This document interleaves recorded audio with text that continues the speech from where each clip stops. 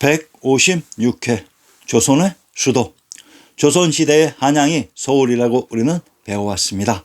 그래서 현재의 서울을 한성이라고도 표기합니다. 한성은 한양에 있었던 성입니다. 그런데 내가 8년 전 신중 동궁 여지스남을 보면서 깜짝 놀랐습니다. 신중 동궁 여지스남의 편제. 우리의 지리지인 신중 동궁 여지스남의 첫 일권이 경도부, 한성부, 개성부입니다.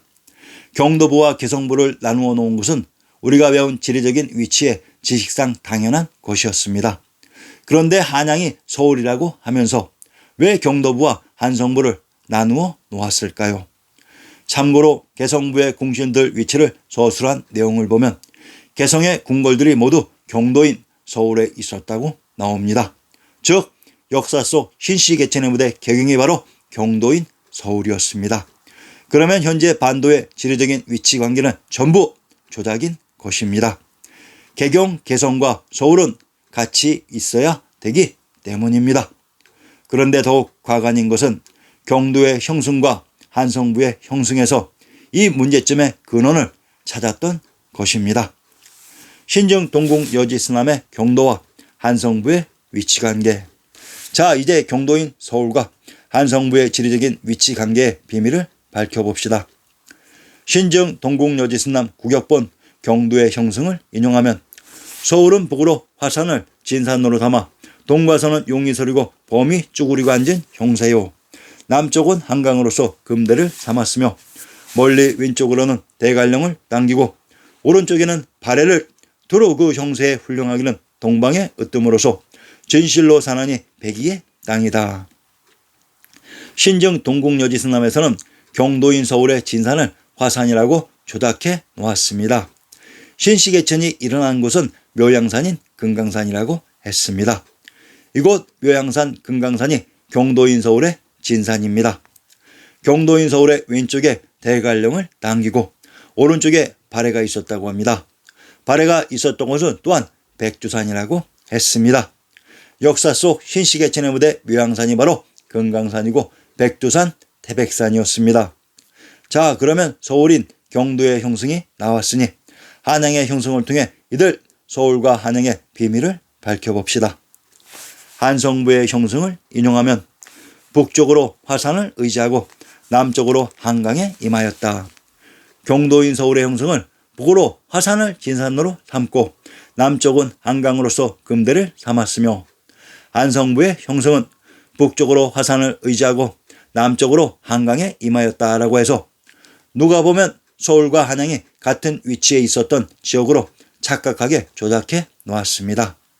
그런데 이러한 조작을 바로잡을 내용이 또한 신중 동궁 여지스남에 있었습니다.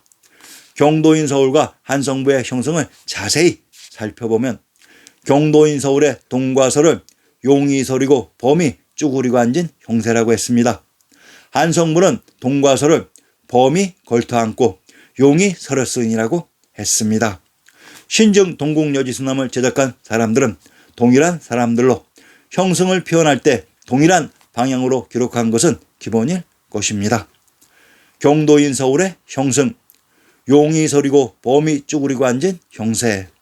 한성부의 형승, 범이 걸터앉고 용이 서렸으니. 경도인 서울과 한성부의 형승에 용과 범의 위치가 바뀌어 있습니다. 이는 화산인 삼각선을 두고 서로 반대편 또는 다른 편에 위치해 있기 때문에 이렇게 용과 범의 위치가 바뀌었던 것으로 경도인 서울과 한양장안이 있었던 관중은 위치상에 서로 차이가 있었습니다.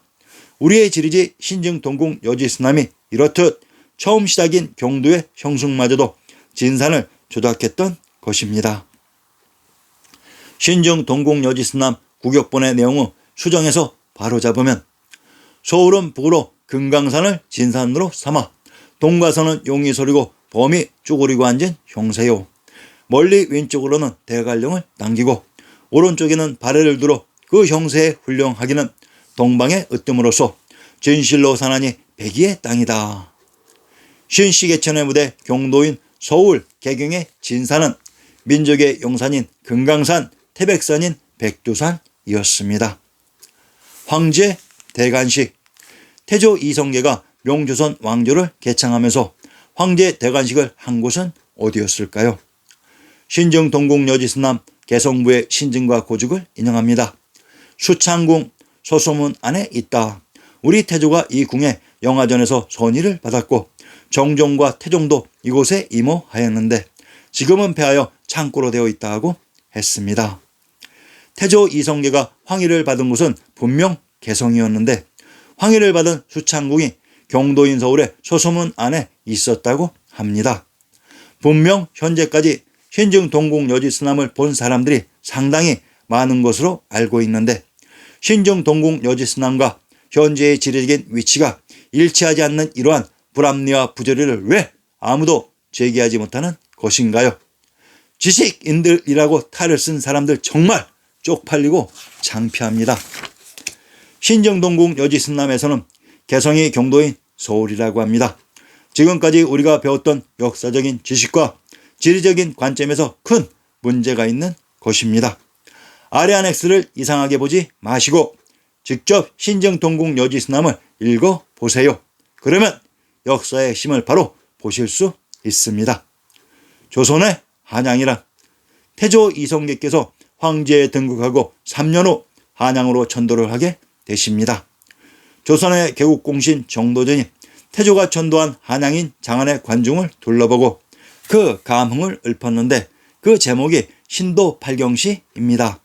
그중 제2수를 인용합니다. 참고로 신도는 한양인 장안입니다. 둘째 도성과 궁원, 성은 철옹성 청길이나 높고 구름은 복내 오색으로 돌렸도다. 연년이 상온의 꾀꼬리야 꽃 세세의 도성 사람들이 유락하도다.